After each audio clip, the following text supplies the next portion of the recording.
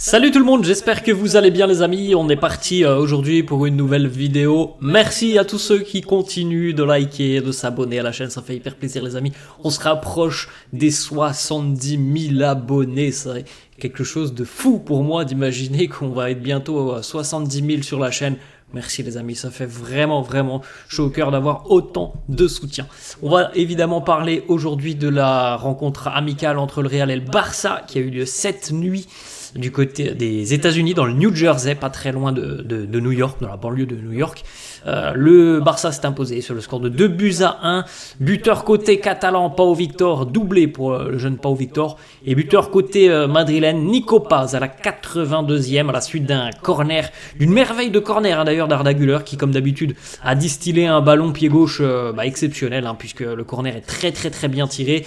Et puis Nico Paz s'est déjoué assez facilement du marquage pour se retrouver complètement seul au second poteau, un petit peu au 6 mètres au second poteau, mais vraiment complètement seul. Il a été abandonné par la défense barcelonaise, et Nico Paz qui conclut de la tête. Bon, une deuxième défaite en l'espace de 3 jours pour le Real, mais vous le savez les amis, ces matchs de pré-saison sont compliqués, surtout parce que il y avait quand même beaucoup de joueurs qui reprenaient tout juste, il y a encore énormément d'absents, donc il n'y a pas énormément d'enseignements à tirer de ce genre de rencontre, qui a été une rencontre somme toute assez équilibrée. Bon, le Barça est certainement en avance à l'heure actuelle en termes de préparation, mais voilà, il y a des choses positives, il y a évidemment des axes de progression aussi, mais il ne faut pas tirer d'enseignement de ces deux défaites face à Milan face au Barça. Le 11 hier, cette nuit qui a démarré face au Blaugrana, Courtois dans les buts, Militao, Rudiger, Lucas Vazquez, Fran Garcia, Mario Martin, Dani Ceballos, Luka Modric. Et donc en attaque, on retrouvait le trio Brahim, Hendrik et Arda Güler. On poursuit avec une petite déclaration de Carlo, interrogé donc sur ces deux défaites. Milan, puis le Barça. On rappelle qu'il y aura un troisième match amical, je crois que c'est dans la nuit de mardi à mercredi, si je ne me trompe pas, on en reparlera demain, mais il me semble que c'est dans la nuit de mardi à mercredi face aux Blues de Chelsea. Carlo donc interrogé sur les deux défaites, il nous dit bon, il y a rien de dramatique, on ne va pas perdre la tête, ce sont des matchs de pré-saison, le résultat n'est pas très important, il nous manquait 8 joueurs. Autre déclat de Carlo qui rappelle encore une fois que l'objectif de ces matchs de pré-saison et de cette tournée de pré-saison, c'est de donner l'opportunité à des joueurs qui n'ont pas forcément beaucoup de minutes de se montrer. C'est véritablement quelque chose qui permet un petit peu de jauger l'état de forme des joueurs et peut-être un petit peu de bousculer la hiérarchie. C'est à ça aussi que ça sert évidemment ces matchs de pré-saison, c'est de pouvoir essayer des choses que on n'essaiera pas plus tard dans la saison. C'est pour ça qu'on voit beaucoup de jeunes, et certains d'ailleurs qui marquent des points. L'exemple le plus probant est évidemment celui de Johan Martinez. Mais il y en a d'autres. Par exemple, Mario Martin aussi. Les minutes qu'il a eues face à l'AC Milan, les minutes qu'il a eues face au Barça, moi, de ce que j'ai vu, je trouve que il y a quand même des choses intéressantes chez Mario Martin. Il y en a chez Johan Martinez aussi. Donc il y a des choses vraiment positives chez ces jeunes, et peut-être qu'ils auront un rôle cette saison. On ne sait pas. En tout cas, ça permet de voir un petit peu de quoi est fait aussi l'effectif de la Castilla au plus haut niveau, sur une énorme affiche et sur une intensité plus relevée évidemment qu'un match de l'équipe Castilla. Autre déclat de Carlo qui rappelle aussi que pour le moment, on donne des minutes, on essaye, et Carlo nous le dit, on ne travaillera pas sur l'aspect tactique avant le 7 août. On rappelle les amis, le 7 août, c'est mercredi, c'est la date du retour des derniers internationaux qui sont encore en vacances. Donc pour la grande majorité, ce sont des Européens qui sont allés assez loin lors de l'Euro, demi-finalistes, finalistes pour Jude et Dani Carvajal par exemple, les internationaux français. Et on rappelle aussi qu'il y a Fede Valverde qui est dans le lot. Ils reviennent mercredi, et donc à partir de mercredi, la pré-saison changera quand même tout autre, parce que il y a cet objectif une semaine plus tard, l'Atalanta Bergame, le premier match officiel de cette saison et le premier titre peut-être pour le Real. Donc évidemment que là on pourra travailler sur beaucoup d'autres aspects et travailler un petit peu aussi l'aspect tactique. On enchaîne, une petite déclaration du portier Thibaut Courtois qui nous dit: on n'aime pas perdre contre le Barça, c'est évident, mais au final ce genre de match ne compte pas énormément, et comme Dani Carvajal l'a dit la saison dernière, quand ces matchs sont des matchs importants, des matchs de compétition officielle, eh bien on verra le résultat. On rappelle que l'année dernière, Dani Carvajal nous avait sorti cette déclaration lorsque le Real avait perdu en pré-saison face au Barça, en disant on verra ce qui se passera, nous en tout cas on sera prêts lors des matchs officiels. C'est exactement ce qu'il s'était passé, puisque le Real avait gagné tout simplement tous ses classicos l'année dernière face aux Catalans en compétition officielle. Donc si ça peut être la même chose cette année, on prend. Les matchs amicaux n'ont pas vraiment une importance fondamentale. Autre petite information, hier Vinicius a pu donc retrouver les joies des terrains. Depuis 2 jours il était de retour des vacances. Vini, il y a eu évidemment beaucoup de personnes d'ailleurs au stade hier qui ont applaudi Vinicius pendant son échauffement, qui l'ont applaudi, acclamé pendant son entrée en jeu. Et voilà, on a vu un Vini qui a l'air quand même déjà assez en jambes sur ce début de saison. Je pense que lui, comme beaucoup d'autres, ont bien travaillé cet été pour ne pas avoir une charge de travail trop importante lors de ce retour à l'entraînement. Alors il manque peut-être encore un petit peu de rythme et un petit peu de physique, mais je trouve que globalement c'était quand même une entrée assez positive, avec comme d'habitude beaucoup de vitesse et beaucoup de percussion dans le jeu de Vini. Ça fait extrêmement plaisir de le revoir sur les terrains. Le match d'Arda Güler qui de nouveau a été très bon hier, qui a été vraiment impressionnant. Vous voyez par exemple cette photo, le contrôle en extension d'Arda Güler, un contrôle digne de Zizou, digne de Mesut Özil, 90 minutes pour Arda. Une passe décisive hier donc sur le corner qui amène le but de Nico Paz. Une grosse occasion créée, 2 passes clés, 86% de passes réussies, 2 sur 3 en ce qui concerne les centres, et 4 duels gagnés sur les 5 au cours de cette rencontre. La petite photo justement entre Nico Paz et Arda Güler.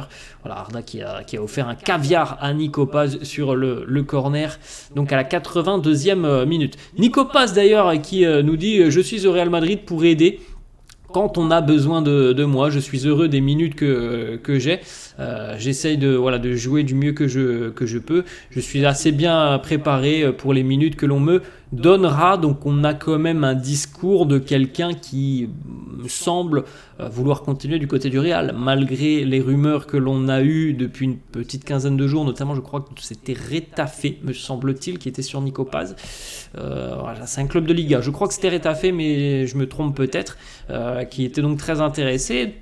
De ce que l'on voit de cette déclaration, on a quand même l'impression que Nico va continuer du côté du Real. D'ailleurs, Carlo avait confirmé il y a quelques jours que le mercato était terminé. Après, Nico Paz, c'est un cas particulier parce qu'il fait partie un petit peu de l'équipe première, mais il fait aussi partie de l'équipe Castilla. Donc, est-ce que le mercato est définitivement terminé aussi pour la Castilla?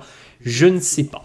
On continue les amis avec les stats complètes pour Arda, avec aussi, regardez, défensivement, c'est pas forcément sa qualité première, mais on sait qu'il est capable de faire des efforts aussi défensifs, Arda, avec une interception, un tacle sur cette rencontre hier face au FC Barcelone. La petite photo, regardez, il y avait une ambiance assez particulière lors de ce match hier, parce que si vous avez suivi ce match en pleine nuit, ça a été quand même assez relou, parce qu'il y a eu la pluie, une belle tempête du côté du New Jersey, et le match a été interrompu pendant près d'1 heure. Après on avait une pelouse gorgée d'eau, donc c'était des conditions assez particulières, des conditions dantesques pour jouer hier, mais en tout cas Arda lui s'en est très bien sorti avec sa qualité technique exceptionnelle. Très belle photo là, regardez, avec la différence de taille aussi que l'on peut constater, et puis ce contrôle, alors je vous ai dit Zizou, je vous ai dit Özil, c'est un peu des deux, mais en tout cas Arda, c'est exceptionnel, ce genre de geste, il n'y a pas beaucoup de joueurs qui sont capables de réaliser ce genre de contrôle en pleine extension. Arda en fait partie parce qu'il est un crack incroyable. Un nouveau match et une nouvelle prestation incroyable pour Arda.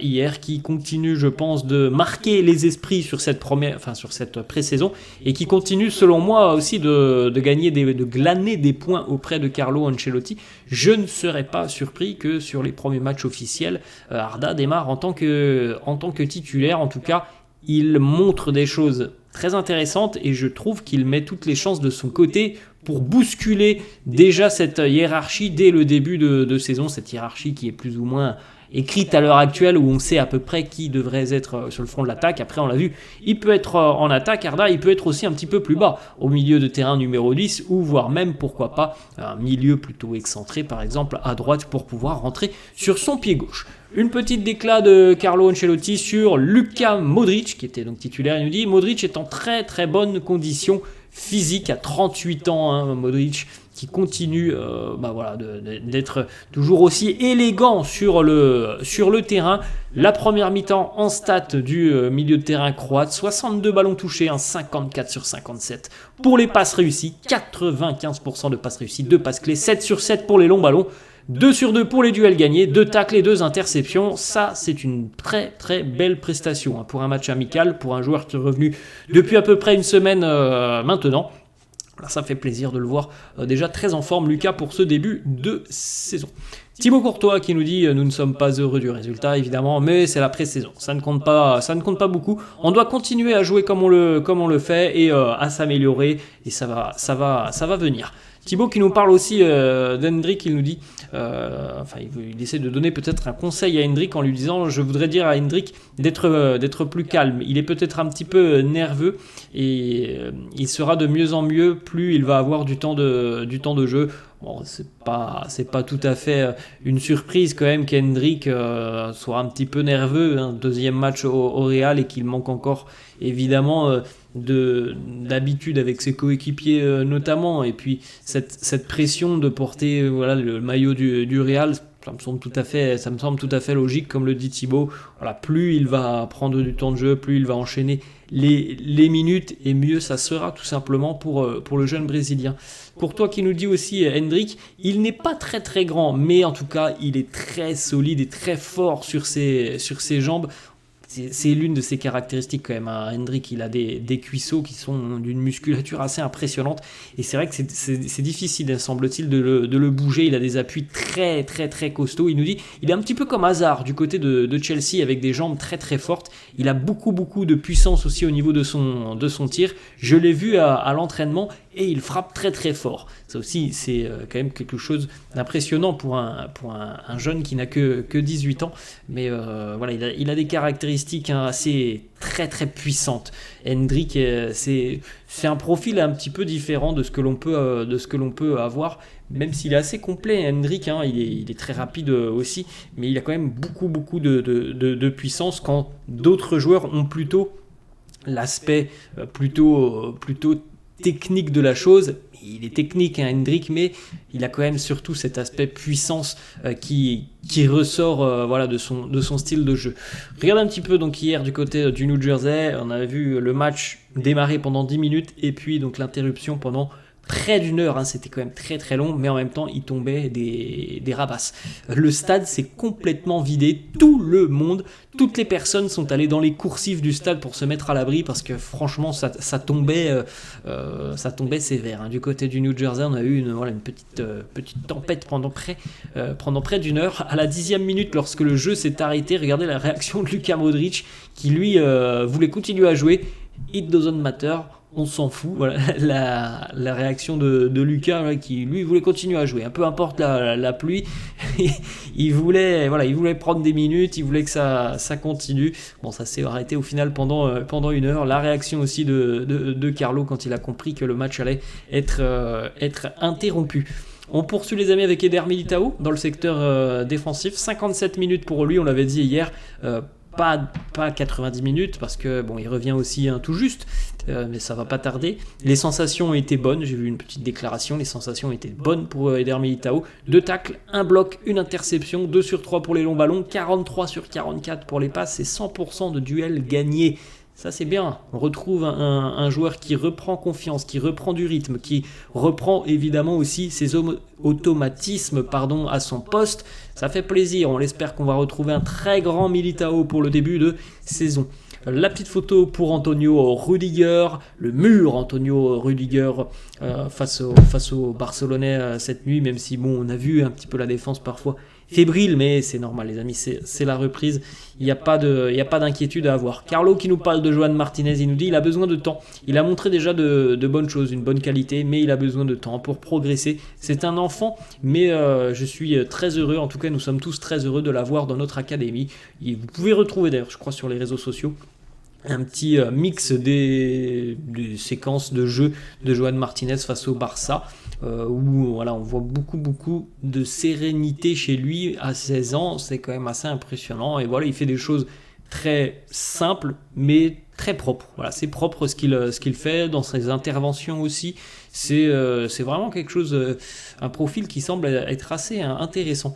Une autre déclaration de Thibaut Courtois qui nous parle d'Andriy Lunin. Il nous dit c'est un très grand joueur, il mérite le meilleur. Chaque joueur a besoin de penser à ce qui est de mieux pour lui. L'année dernière, il a joué et je peux comprendre qu'il a très envie de jouer aussi cette année. Il doit choisir son chemin, il doit choisir ce qu'il y a de meilleur pour lui. On verra les amis, Carlo a dit que le mercato était terminé, donc ça voudrait dire que Lunin ne partira pas. Bon, affaire à suivre tout de même parce que Lunin n'a jamais, depuis son retour de l'Euro et après saison, il n'a jamais dit ouvertement qu'il allait continuer. Il a dit moi je veux du temps de jeu. Voilà, affaire à suivre, on se doute bien que ça sera Thibaut qui sera numéro 1, est-ce que Lunin veut rester numéro 2? Question que l'on peut se poser. Carlo qui nous parle de Vinicius, il nous dit Vinu est revenu très très fort parce qu'il a très bien travaillé cet été, il n'aura pas besoin de beaucoup de travail dorénavant. Voilà, c'est ça aussi l'exigence du plus haut niveau, tu as chaque été le préparateur physique qui t'envoie un plan personnalisé pour que tu puisses rester entre guillemets en forme et voilà, revenir quand même dans un état plutôt prêt pour démarrer la saison, et c'est ce qui se passe avec Vinicius. Voilà, les joueurs évidemment sont conscients de l'exigence du Real et donc ils reviennent quasiment presque en très bonne forme. Il y a évidemment encore un petit peu de travail, mais ils sont quand même déjà plutôt en forme physique. Rodrigo n'a pas participé à ce Classico pour un petit problème, petite blessure mineure pour Rodrigo. Normalement, il devrait être disponible face aux Blues de Chelsea. Et deux petites déclarations pour terminer, les amis. Enfin, deux petites déclarations. Premièrement, une petite photo. Le président Florentino, qui était évidemment de la partie, qui est venu assister à cette rencontre. Regardez d'ailleurs les petites photos que sont en train de prendre tous les supporters en bas. Et évidemment reconnu partout où il passe, Mister Florentino Pérez. Et on termine avec la déclaration de Carlo sur l'approche du match face à l'Atalanta Bergame. Il nous dit Mbappé démarrera certainement, en tout cas peut démarrer la Super Coupe d'Europe face à l'Atalanta, et Bellingham aussi. Donc il semblerait que pour les deux joueurs, le français et l'anglais, là aussi il n'y ait pas trop de travail, en tout cas c'est ce que l'on espère, il n'y ait pas trop de travail physique sur les prochains jours, et il n'y a pas trop à rattraper par rapport à l'ensemble du groupe. Carlo nous le dit, ils seront prêts. Donc affaire à suivre. Voilà les amis, la fin de cette vidéo, j'espère que ça vous a plu. N'hésitez pas comme d'hab à lâcher un petit pouce bleu, n'hésitez pas non plus à vous abonner à la chaîne, je vous laisse et je vous dis à la prochaine. Ciao à tous.